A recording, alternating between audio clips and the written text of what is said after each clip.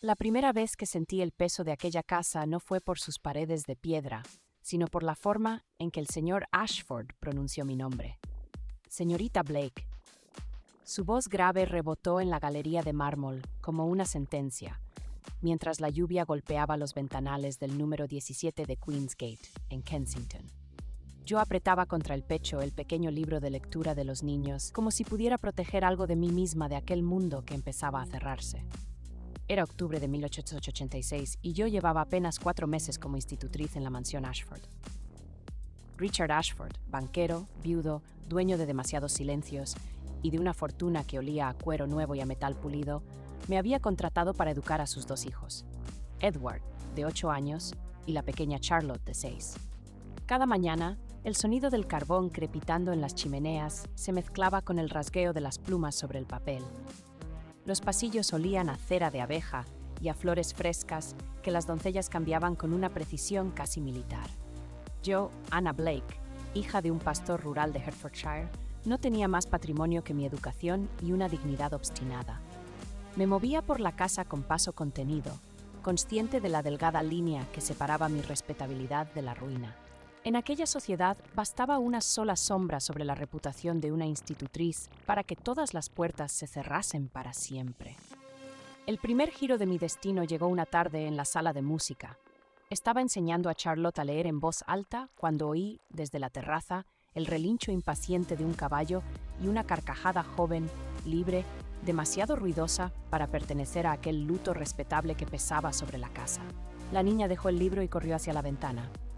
«Es el tío Henry», canturreó, pegando la nariz al cristal. Yo me acerqué despacio.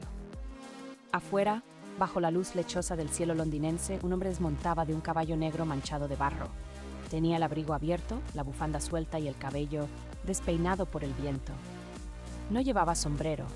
Sus botas salpicaban agua sucia sobre las baldosas cuando subió los escalones de la entrada principal. No se parecía en nada al severo señor Ashford. Era más joven, quizá 30 años, con una expresión en los ojos que mezclaba desafío y cansancio. «Señorita Blake», dijo a mi espalda la voz de Richard tan de repente que casi solté un grito. No le había oído entrar. «Mi hermano llegará a cenar. Le ruego que los niños estén presentables, y usted también». Asentí, conteniendo el temblor que me había recorrido. No había nada especial en esa orden, nada prohibido, nada indebido.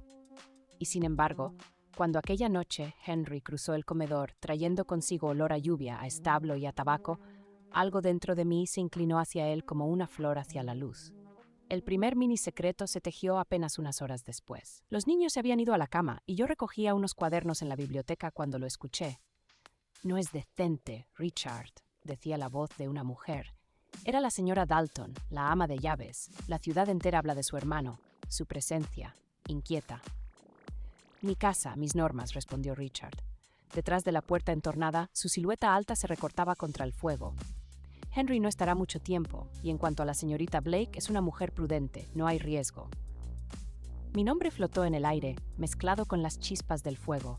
Me aparté de la rendija bruscamente, el corazón golpeándome el pecho. No había riesgo, decía. Yo aún no conocía el precio de aquella certeza. La segunda tarde de la visita de Henry, la lluvia cesó y los niños rogaron salir al invernadero. Era un espacio de cristal y hierro forjado, lleno de helechos y rosas tardías, un pequeño paraíso húmedo al fondo del jardín. Allí el aire olía a tierra mojada y a hojas trituradas. Me senté con mi costura mientras ellos jugaban. No me di cuenta de que no estábamos solos hasta que oí un leve silbido, como un pájaro imitando una melodía popular. Levanté la vista. Henry estaba apoyado contra una columna de hierro, medio oculto tras un rosal trepador, observándonos con una sonrisa ladeada. «No quería asustarla, señorita Blake», dijo. «Solo buscaba refugio del sermón de mi hermano». Intenté incorporarme, pero el ovillo de lana cayó al suelo y rodó hasta sus botas. Él se agachó con rapidez, lo recogió y, en lugar de devolverlo enseguida, lo sostuvo un segundo más de lo necesario, mirándome directamente a los ojos. Tenía unos ojos grises, insólitamente claros, con diminutas motas oscuras alrededor de la pupila. «Gracias, señor Ashford», murmuró mi voz, demasiado baja. «Henry, si no le importa», replicó él, todavía inclinado. «Mi apellido ya pesa bastante en esta casa, no hace falta invocarlo 2 veces». Aquel Aquella frase me arrancó una sonrisa que luché por reprimir. Noté cómo el rubor me subía a las mejillas. Él debió de advertirlo porque su mirada se suavizó, como si acabara de descubrir algo frágil y se dispusiera a protegerlo. Fue entonces cuando llegó el primer descubrimiento.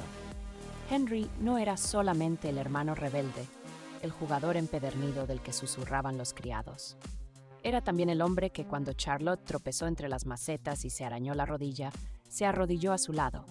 Le sopló la herida con ternura y le contó una historia absurda sobre soldados minúsculos que vivían dentro de la piel y se enfadaban mucho con las caídas. La niña pasó de llorar a reír, con la nariz aún llena de lágrimas. Yo lo miré, sorprendida, y sentí que algo firme y peligroso empezaba a echar raíces en mí. Las semanas siguientes estuvieron llenas de esos pequeños instantes robados. Un cruce de miradas cuando coincidíamos en el rellano, el eco de su risa en el salón mientras yo fingía concentrarme en los dictados de Edward, la forma en que siempre encontraba cualquier excusa para acercarse a la sala de estudio y preguntar, con un fingido desinterés, qué leíamos aquella tarde. El segundo minijito llegó una noche de niebla, cuando los niños ya dormían y yo, incapaz de conciliar el sueño, bajé a la biblioteca en busca de un libro.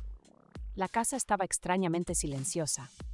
La lámpara de gas del pasillo creaba círculos amarillentos en la alfombra y el aire olía a carbón apagado y a papel viejo. Al empujar la puerta de la biblioteca, vi una única lámpara encendida sobre el escritorio.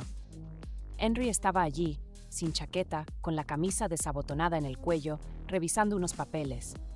Su rostro apareció bañado en una luz cálida y oblicua, resaltando la sombra oscura de su barba incipiente. «Perdone, no sabía qué», empecé. «Quédese», me interrumpió él, levantando la vista. «No soporto ser el único insomne de esta casa». Intenté recordar todas las normas no escritas que regían mi posición. Una institutriz no debía estar a solas con un caballero de madrugada.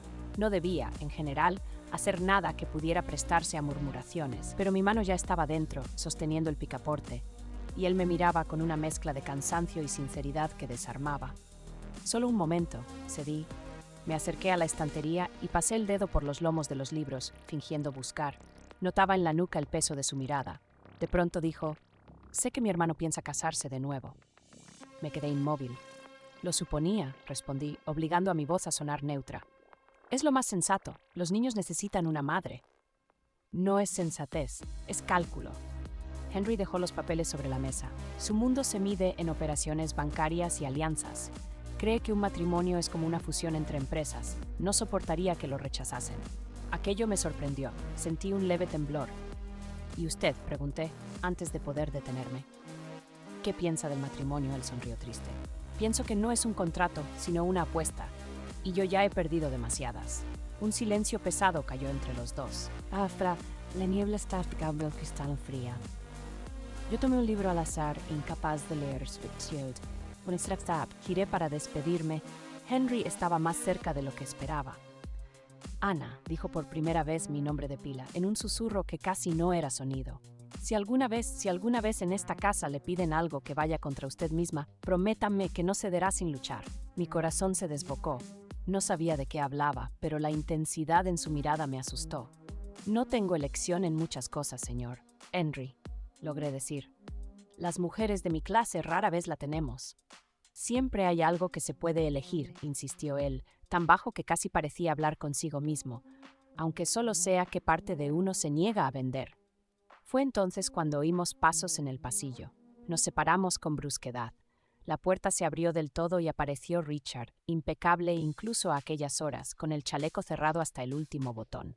«Veo que la biblioteca goza de gran popularidad esta noche», comentó, con una sonrisa tan cortés como afilada.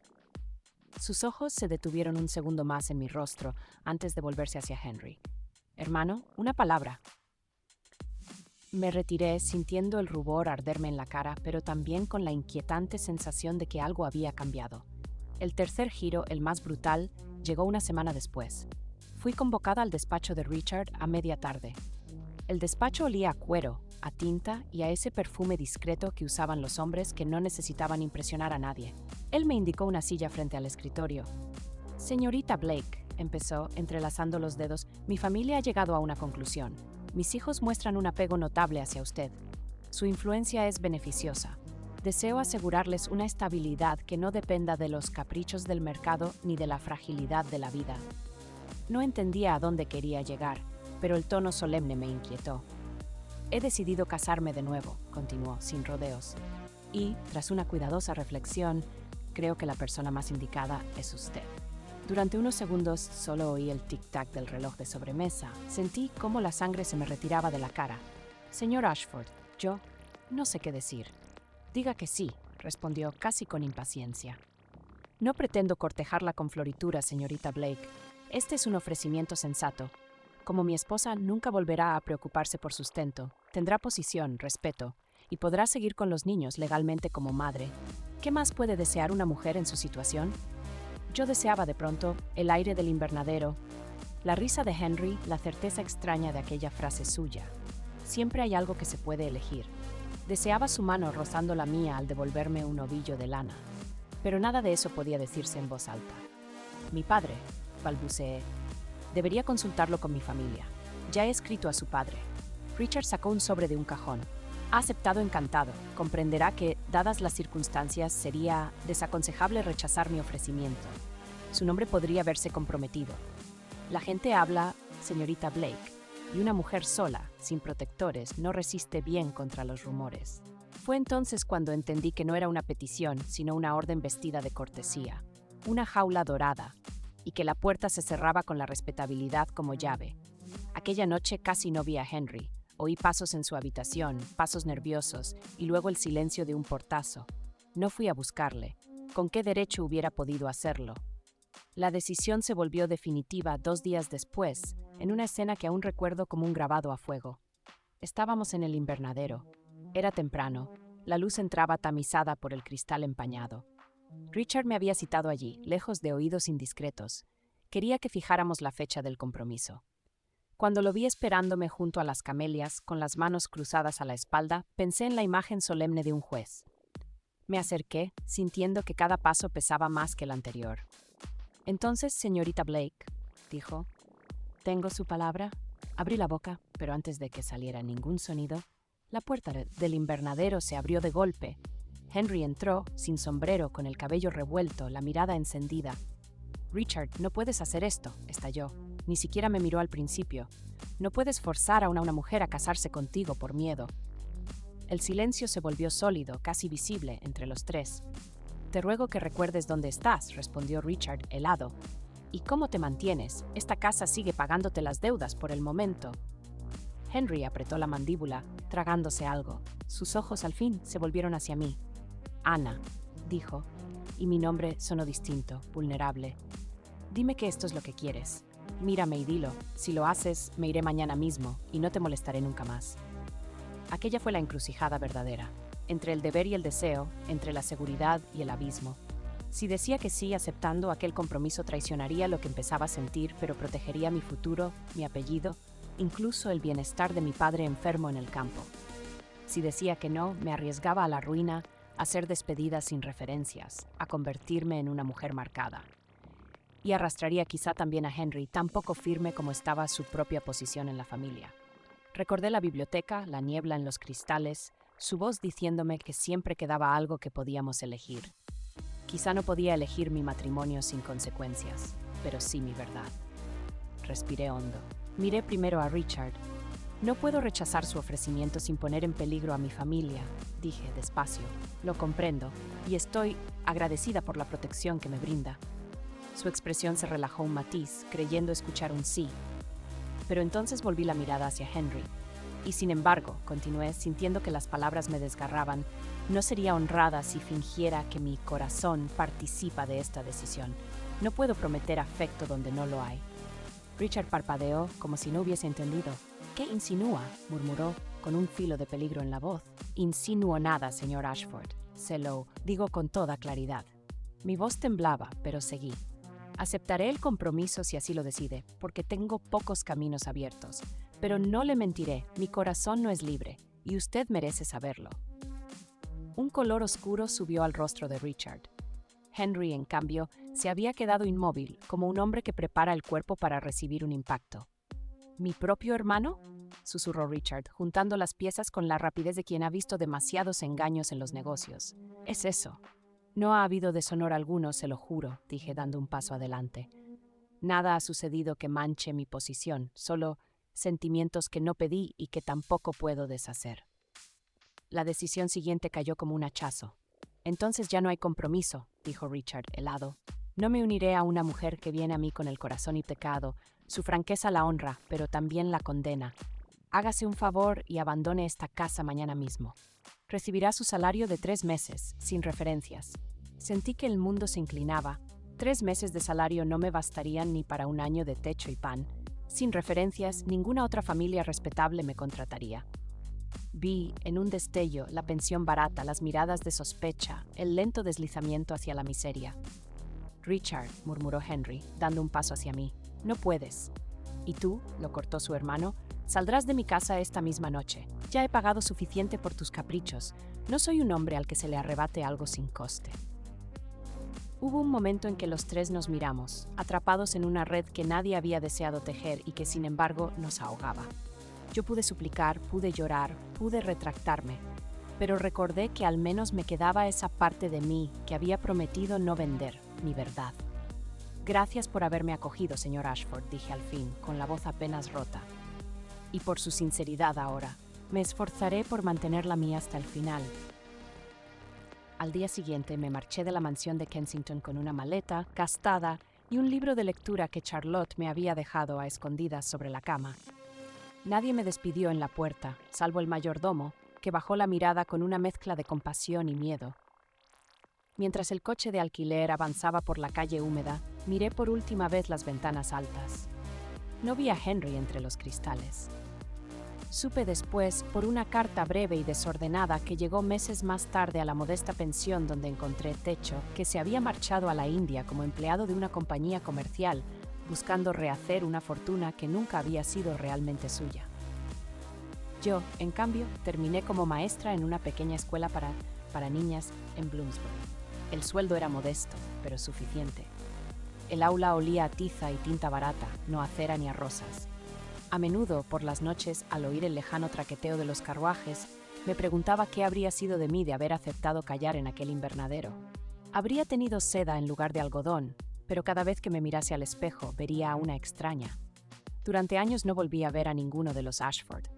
Oí rumores, que Richard se casó, al fin, con la hija de un socio, que los niños crecieron entre internados y veranos en la costa, que la casa de Kensington siguió llenándose de flores frescas y silencio.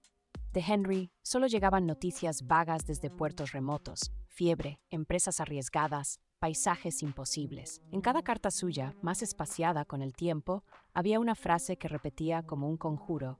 Me aferro a la idea de que al menos una vez en mi vida elegí no mentirme a mí mismo. Yo hacía lo mismo. Desde mi pupitre de madera, cada vez que una alumna alzaba la mano y me preguntaba si una mujer podía ser algo más que esposa o hija. Entonces, sin mencionar nombres ni mansiones, les contaba una historia sobre una institutriz que había preferido perderlo todo antes que vender su corazón como una extensión de su salario. Y en los ojos atentos de esas niñas aparecía un brillo nuevo, una leve rebeldía. Los años fueron pasando, redondeando los bordes afilados del recuerdo. El dolor se volvió melancolía, como un perfume que persiste en un pañuelo olvidado. Nunca me casé. Hubo ofrecimientos más modestos, más tiernos quizá, pero mi corazón, aunque ya no pertenecía a Henry del todo, tampoco estaba dispuesto a ser moneda de cambio. Lo reservé para mi propio asombro, para mis libros, para las risas de niñas que aprenderían a escribir su nombre con orgullo, y algunas noches de lluvia, cuando el gas de las farolas dibujaba halos dorados en las aceras mojadas, volvía a mí la imagen del invernadero, las camelias, la niebla en los cristales, 2 hermanos enfrentados y yo entre ambos, temblando, eligiendo una única cosa que nadie podría arrancarme, la verdad de mis sentimientos, aunque no me condujeran a ningún altar. Y ahora dime tú, que has caminado conmigo por estas galerías de Kensington y por las dudas de Ana. En su lugar, ¿habrías callado para asegurar tu futuro o habrías dicho la verdad aunque supusiera perderlo todo? Cuéntamelo en los comentarios, me gustará leerte. Y si te apetece seguir explorando historias donde el corazón se atreve a desafiar lo establecido, Quédate cerca y escucha las próximas voces que esperan ser contadas.